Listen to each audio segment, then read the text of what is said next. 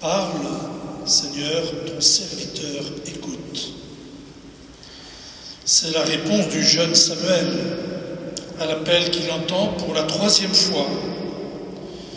Le prêtre Élie a compris que c'était le Seigneur qui l'appelait, alors que Samuel, encore enfant, ne connaissait pas encore le Seigneur.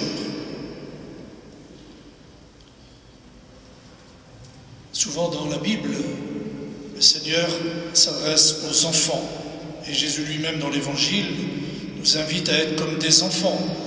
Et la Vierge Marie, à Pontmain, comme dans de nombreux lieux d'apparition, nous parle à tous par les enfants.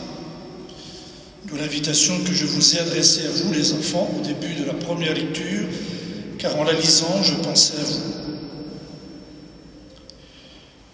Notons aussi que le Seigneur appelle ce jeune garçon par son nom, comme nous, depuis notre baptême, et nous l'avons chanté au début de cette messe, notre nom est inscrit dans le cœur de Dieu pour toujours. Parle, Seigneur, ton serviteur écoute. La réponse de Samuel est déjà une prière que nous pourrions prendre l'habitude de commencer lorsque nous nous apprêtons à entendre un passage des Saintes Écritures, ou lorsque nous sommes en silence dans une église ou un oratoire.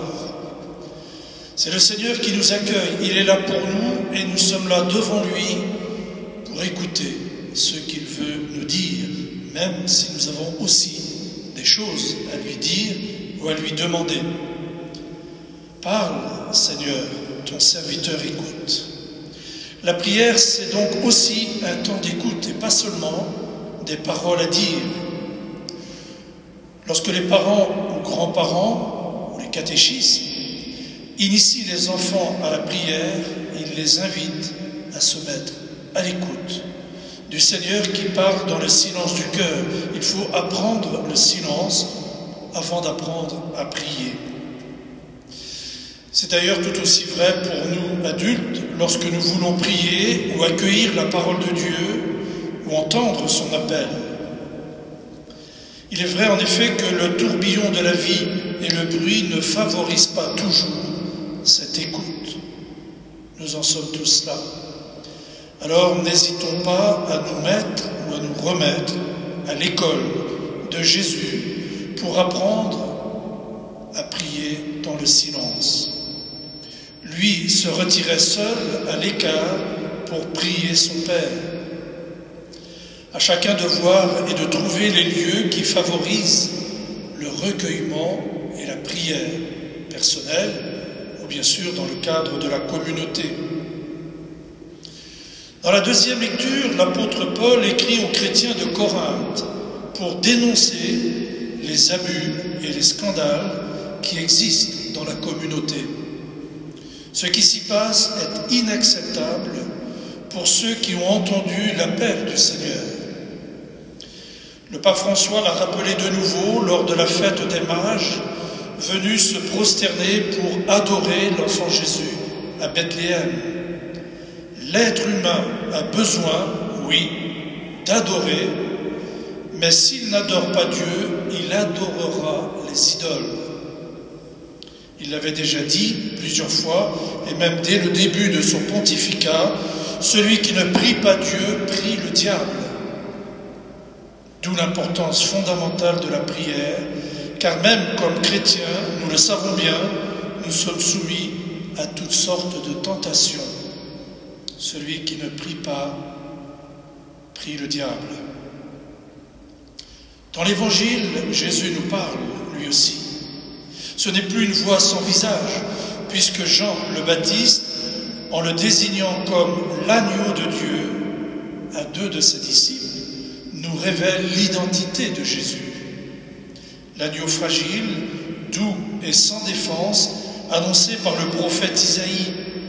L'agneau immolé pour la purification des péchés. Et plus tard, Jésus sera comme un agneau, livrant son corps et son sang versé pour nous et pour la multitude en rémission des péchés.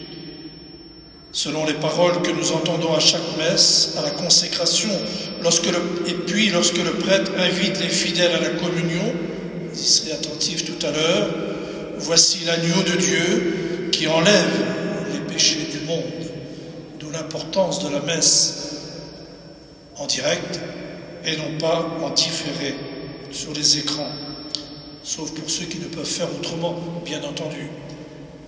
Mais il faut se le dire, il faudra se le rappeler, car on constate que beaucoup s'habituent à la messe derrière l'écran. Les deux disciples, bien sûr, n'ont pas compris cette parole mystérieuse, l'agneau de Dieu. Mais ils veulent en savoir plus, aussi ils se mettent en route pour suivre Jésus, qui, repérant leur curiosité, leur saine curiosité, leur demande « Que cherchez-vous » Même question pour nous ce matin. Pour vous qui êtes venus dans cette église, que cherchez-vous? Ou plus exactement, qui cherchez-vous? Pourquoi sommes-nous là? Rappelons-nous la mise au point de Jésus après la multiplication des pains. Il interpelle la foule en disant « Vous me cherchez parce que vous avez mangé du pain et que vous avez été rassasiés. » Autrement dit, vous me cherchez pour vos besoins personnels et non pas pour nourrir votre vie spirituelle. D'où l'interrogation de Jésus qui veut creuser en nous le désir de mieux le connaître, comme les deux pêcheurs du lac de Tibériade qui lui demandent « Maître, où habites-tu » Ils veulent en savoir davantage. Il est donc important pour nous de nous préciser ce que nous cherchons lorsque nous venons à la messe le dimanche ou même en semaine. Important pour nous, mais aussi pour ceux et celles qui ne savent pas ou qui ne savent plus bien où ils en sont, car le Seigneur s'arrange toujours pour mettre sur leur route des personnes pour les aider à le rencontrer ou à le retrouver.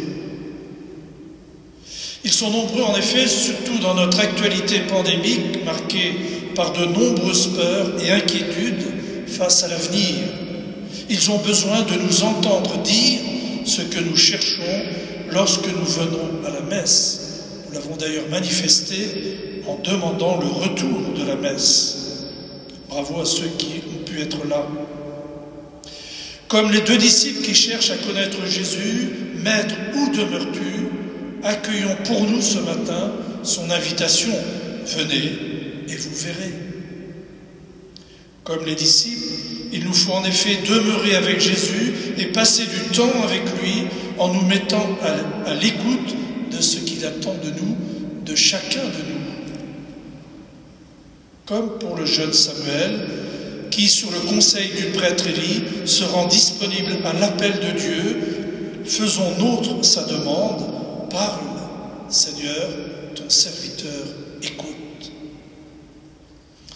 Frères et sœurs, c'est ainsi qu'on apprend à connaître Jésus, qu'on devient ami de Jésus en demeurant avec lui dans la prière et l'écoute de sa parole, à la messe du dimanche, mais aussi dans le silence de son cœur.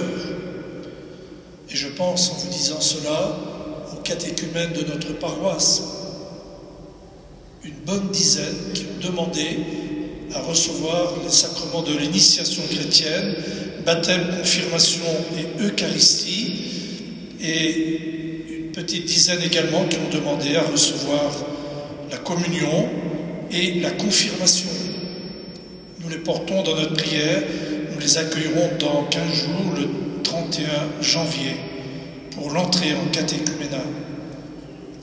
Frères et sœurs, si nous voulons avancer dans la vie spirituelle, il nous faut apprendre à demeurer auprès de Jésus, car lui demeure auprès du Père et le Père demeure en lui.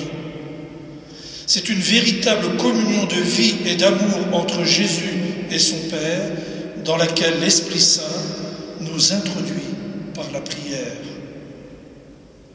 Parce qu'ils ont suivi Jésus, parce qu'ils ont demeuré avec lui, ces deux hommes ont vécu une vraie rencontre avec le Christ, une rencontre qui a bouleversé leur vie. Non seulement ils sont devenus disciples, mes disciples missionnaires. André va trouver son frère Simon, qui l'amène à Jésus, et Jésus en fait son disciple. Il en fera même le premier pape, grâce à son frère André. Désormais, Képhas, tu t'appelleras Pierre. Voilà, frères et sœurs bien-aimés, ce que je vous invite à découvrir et à devenir comme Samuel, comme Jean-Baptiste et ses compagnons, des disciples missionnaires, heureux de porter avec joie l'évangile de la vie et de l'amour, bonne nouvelle d'espérance qui change le cœur de l'homme.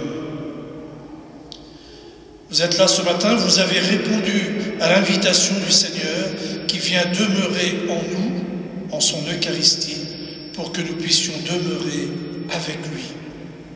Soyez heureux de croire et de suivre le Christ. Demeurez avec lui et devenez disciples missionnaires, heureux de pouvoir dire comme André, qui annonce à son frère Simon qu'il a reconnu Jésus comme le Messie et l'invite à le rencontrer. Nous avons trouvé le Christ, celui que nous cherchions. Alors Seigneur, parle, ton serviteur écoute. Amen.